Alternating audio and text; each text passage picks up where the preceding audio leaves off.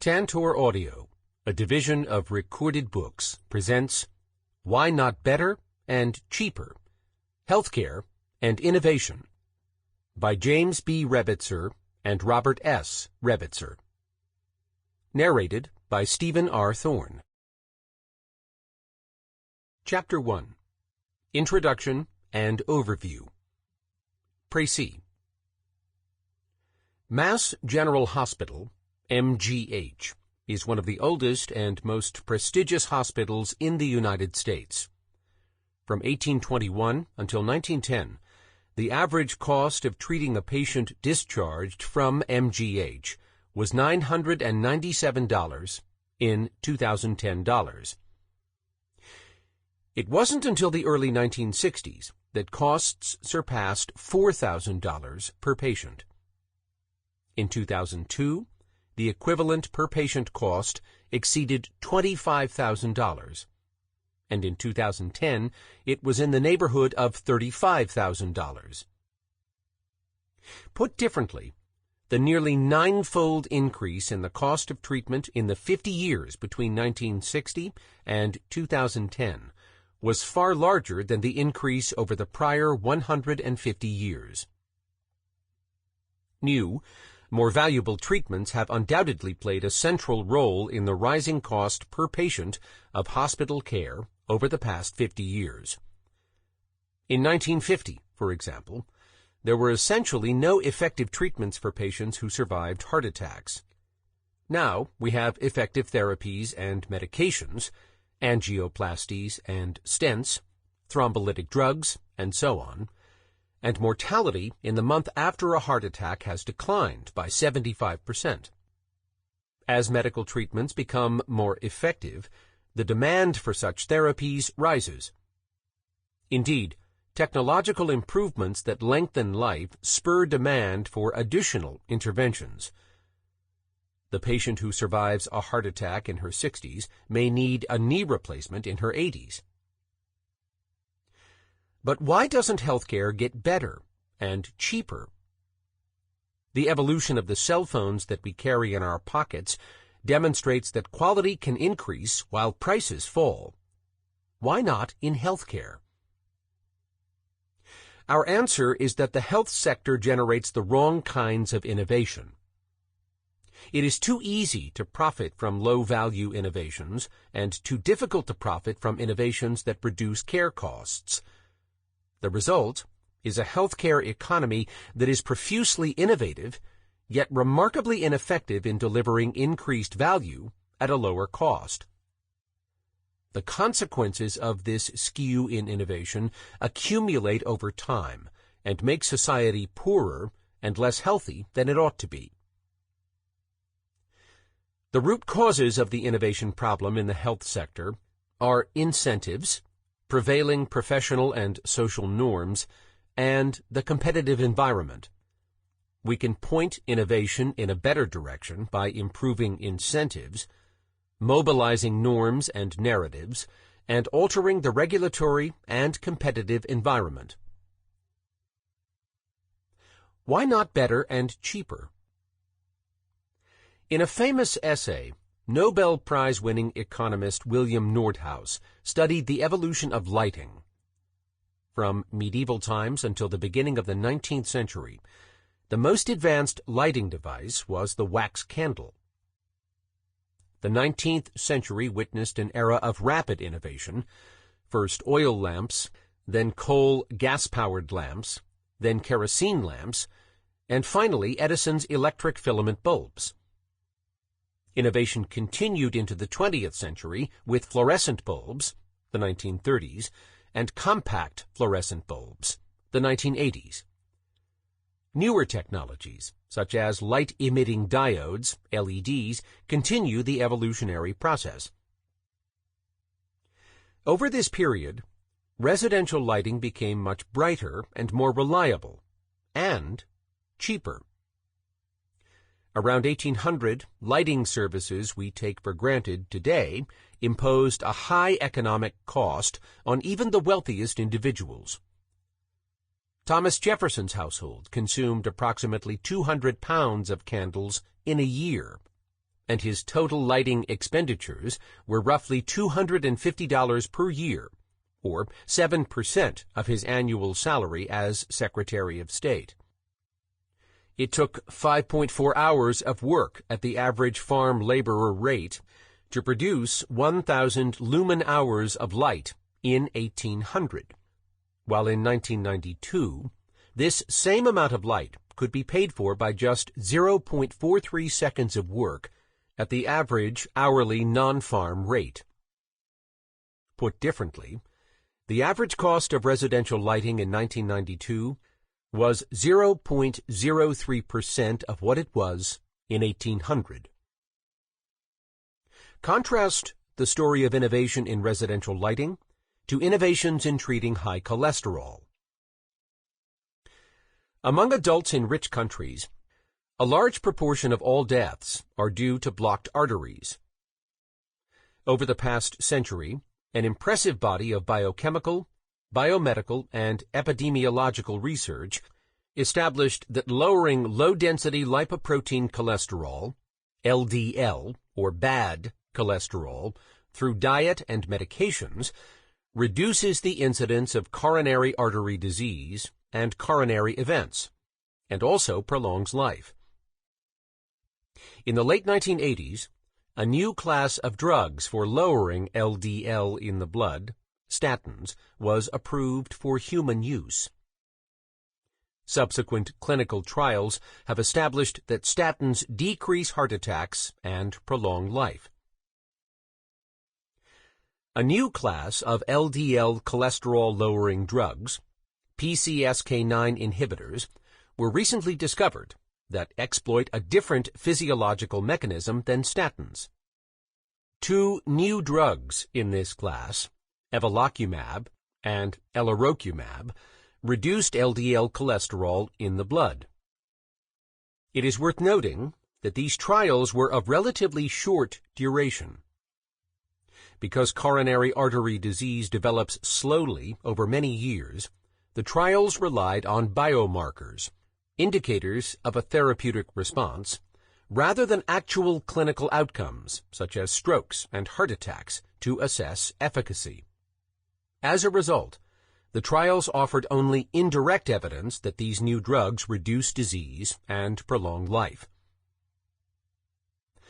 The initially approved uses for PCSK9 inhibitors were quite narrow and were focused on patients with a genetic disorder that makes it impossible for their bodies to remove LDL from the blood, or on other patients who need to achieve a very low level of LDL.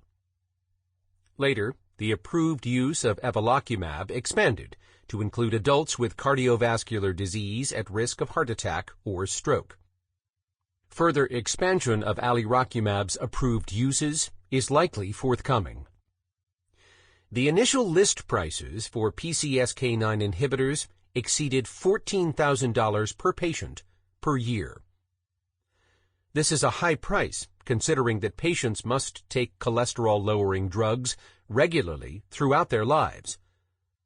Much less expensive alternatives are available, some costing only a few $100s annually. The high initial prices of PCSK9 inhibitors matter for patients.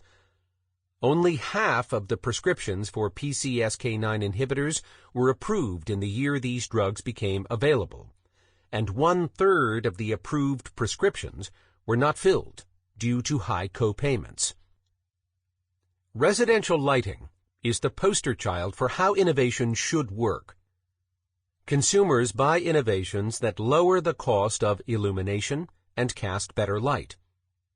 They can directly perceive the quality of light and bear the total cost of their purchasing decisions. In contrast, patients can't directly perceive the quality of the cholesterol treatments available to them.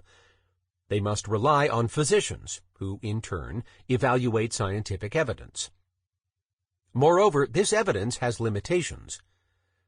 For PCSK9 inhibitors, these limitations include reliance on indirect measurements, biomarkers, rather than the outcomes that patients care about most: mortality and quality of life.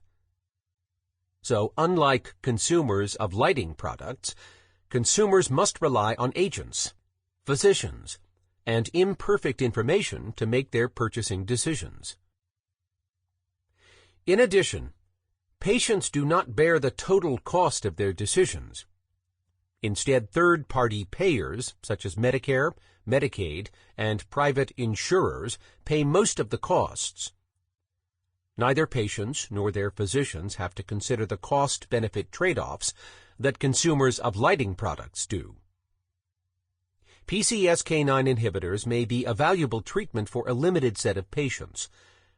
However, the expanded use of PCSK9 for a broader group of patients, including some that may benefit from statins, illustrates that a high-cost innovation can find a market in healthcare even in the presence of lower-cost substitutes. PCSK9 inhibitors may be a treatment with low economic value for some of the patients for whom it is prescribed, meaning the benefits are low compared to the costs. The evolution of lighting illustrates the enormous economic value that innovations can produce, and the contrast with PCSK9 hints at a fundamental aspect of the U.S. healthcare system. The health sector is rife with innovation that fails to generate much economic value. Rather than delivering higher quality care at lower cost, healthcare innovation too often produces new treatments of uncertain value and fails to drive down costs. Innovation in the health sector suffers from two interrelated problems: a value creation problem and a related but distinct cost reduction problem. Healthcare has a value creation problem because new drugs, devices, and other interventions with low economic value can find a ready market, while inventions with high economic value may not. The prevalence of low-value treatment is such that nearly 80 clinical societies have combined with 70 consumer organizations to form Choosing Wisely, a national campaign to educate doctors and patients about low-value interventions. Choosing Wisely has identified more than 500 tests and treatments that may be of little or no value to patients. Indeed, recent estimates suggest that low-value or unnecessary treatments account for $75 to $100 billion in waste each year. The second innovation problem, the cost reduction problem, results from a failure to adopt new drugs, treatments, devices, and processes that reduce the economic resources used to deliver a unit of health services. Finding new ways to deliver care more efficiently with less burdensome administration ought to be profitable. But for the reasons we detail later in this chapter, it is often hard for innovators to capture the value created by these innovations. As a result, innovators don't focus much on cost reduction, and when cost-reducing innovations do emerge, they struggle to move from pilot projects to widespread adoption. Taken together, the value creation and cost reduction problems mean that health sector innovation is not delivering the benefits to our society that it could. This book explores the reasons for this underperformance. Our analysis focuses on three issues. Incentives. Financial incentives for healthcare innovators align poorly with creating economic value. In addition, shared savings contracts, which payers can use to provide financial incentives for cost reduction, face severe challenges in the health sector. These incentive problems weaken the demand for value-enhancing and cost-reducing innovations. Norms. Professional and social norms often provide insufficient non-financial motivation for value-creating and cost-reducing innovation, and at times actively inhibit the adoption of such innovations. Competition.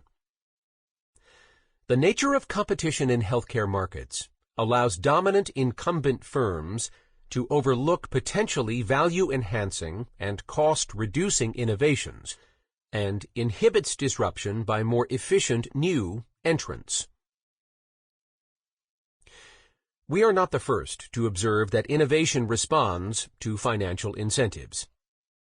Others have also discussed the roles that professional norms and competition play in the various dysfunctions of the U.S. healthcare system. However, prior work has not analyzed how these three factors lead to the value creation and cost reduction problems that plague innovation in healthcare. The rest of this chapter gives an overview of our argument. Financial incentives. Rewarding creation of economic value, patents, and insurance. In the health sector, incentives for innovation provided by the patent and health insurance systems often fail to reward economically valuable innovations. These failures are the root cause of the value creation problem in healthcare innovation. Patents stimulate innovation by granting time-limited monopolies that enable inventors to earn profits from their discoveries. The incentives for innovation in patents contain a built-in market test. Patent holders can only profit if there is demand for the patented discovery. Does this market test mean that the patent system steers innovators toward the most economically valuable discoveries? In many instances, it turns out that the answer is no. Consider, for example, the development of new antibiotics. Saving lives by developing new antibiotics ought to be a profitable business, but this turns out not to be true. Typically, new antibiotics are more expensive than existing drugs and no more effective. Their value is most manifest when resistance to current antibiotics becomes widespread, a possibility that might arise at some unknown future date. In the meantime, wise stewardship mandates limiting the use of the new antibiotic and runs counter to the market test inherent in the patent system. As a result, inventing new antibiotics is a money-losing endeavor. Similarly, problematic incentives hinder the development of vaccines for communicable diseases. Anyone who gets vaccinated against an infectious disease benefits themselves as well as others. To the extent that the price of the vaccine reflects only the value to individuals and fails to account for the benefit to others, the market test inherent in the patent system understates the economic value of the vaccine.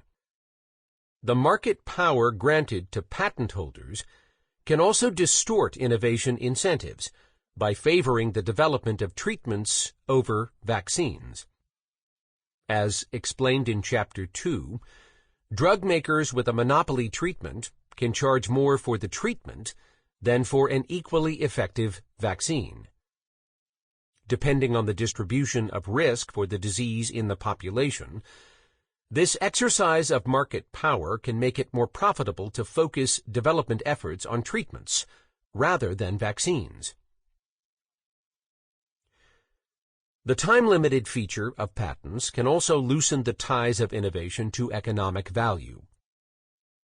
For example, the development of treatments for late-stage cancer is generally favored over treatments for early-stage cancer, even though earlier treatment generally delivers greater value. This is because, given the slow progression of many cancers, clinical trials for early-stage disease take longer to complete than trials for late-stage disease, which reduces the time from approval by the Food and Drug Administration, FDA, to patent expiration. Life cycle management, in which drug makers use secondary patents and other methods to effectively extend the duration of monopoly protection, is another example of innovation in which economic value is an afterthought. The patent system interacts with the insurance system in ways that also influence incentives for innovation. For example, the owner of a patent for a new drug can sell the drug at a profit-maximizing price that far exceeds the marginal cost of the drug. Usually, high prices reduce unit sales. However, health insurance makes even high-priced drugs affordable to a larger market. Out-of-pocket costs to insured customers tend to be quite close to the marginal cost of the drug. Health insurance should, on this basis, serve as a powerful incentive for pharmaceutical innovation. In practice, however, some of the additional revenues from the incremental drug sales are absorbed by pharmacy benefit managers and other market intermediaries. These middlemen reduce the returns to innovation and thereby encourage the proliferation of Me Too drugs that are less costly to develop but are also generally of lower value. Health insurance can also alter incentives for innovation by supporting the market for treatments with variable and uncertain benefits for patients. Under fee-for-service reimbursement, where prescribers also have great discretion in treatment decisions, physicians are more likely to prescribe interventions whose average outcomes are both small and highly variable. If the provider believes their patient might benefit from a therapy, even though the average patient may not, they may be willing to try it.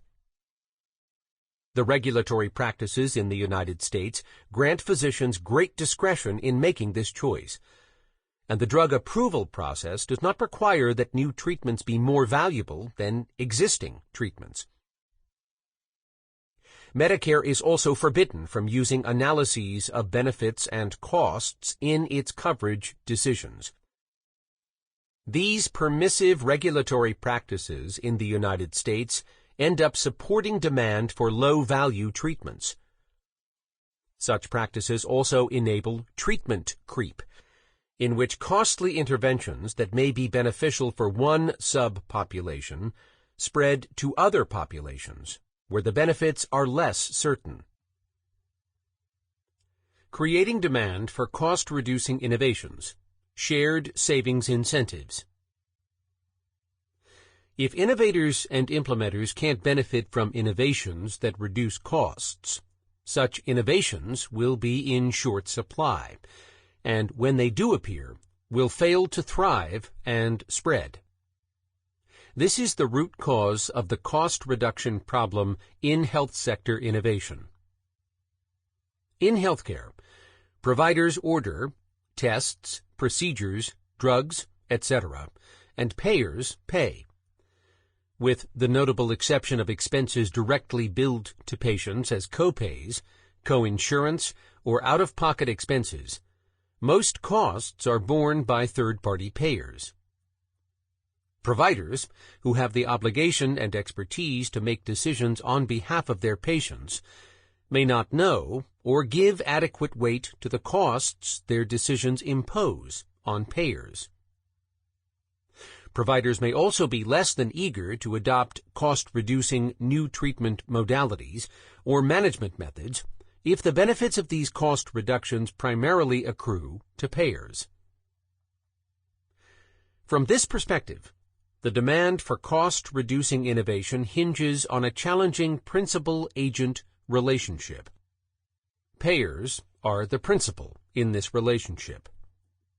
They are responsible for the bulk of expenditures and need providers to work with them to lower the cost of delivering care. Providers are the agents who can further the payer's interests by devoting effort and attention to finding ways to reduce costs. The challenge in this relationship emerges from the fact that payers lack the knowledge and information to ensure that providers act as good agents. One way to resolve this information issue is through incentive contracts that reward agents for desirable outcomes.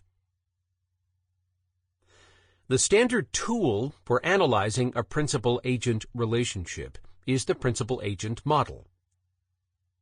This game-theoretic model focuses on the relationship between a single principal, the payer in this case, and the principal's representative, the agent, the provider. The canonical principal-agent model produces a powerful result. Even when the principal cannot directly observe the agent's actions, and even when the agent has information and knowledge that the principal lacks, a well-designed incentive contract can profitably and effectively motivate the agent to act in the principal's interests. Consistent with this theoretical conclusion, we find that incentive arrangements are used ubiquitously throughout the economy to manage principal-agent relationships. In the context of healthcare, the appropriate incentive arrangement would be for payers to share some portion of cost savings with providers. According to the principal-agent model, we should see shared savings contracts used throughout the health sector. However, it turns out that powerful forces in the health sector make shared savings contracts far more challenging to implement than the standard principal-agent model predicts. The difficulty stems from three factors: common agency, capturing future cost savings, and free riding. Common agency issues arise because of the multitude of payers in the U.S. healthcare system. In addition to government payers, Medicare, Medicaid, the Veterans Administration, etc., there are hundreds of private health insurers and a vast array of self-insured employers. Many different payers may cover a provider's panel of patients. This feature alters the principal-agent relationship. Rather than each physician responding to the incentives designed by a single payer, the physician responds to the totality of incentives implemented by the various payers with whom they have contracts. When multiple principals try to influence a shared or common agent, the conclusions of the principal-agent model are overturned. In this situation, a payer may not bother writing a strong shared savings contract because the payer cannot be sure the benefits will accrue to them rather than to one of the other payers. Instead, they will settle for weak shared savings incentives, or sometimes no incentives at all.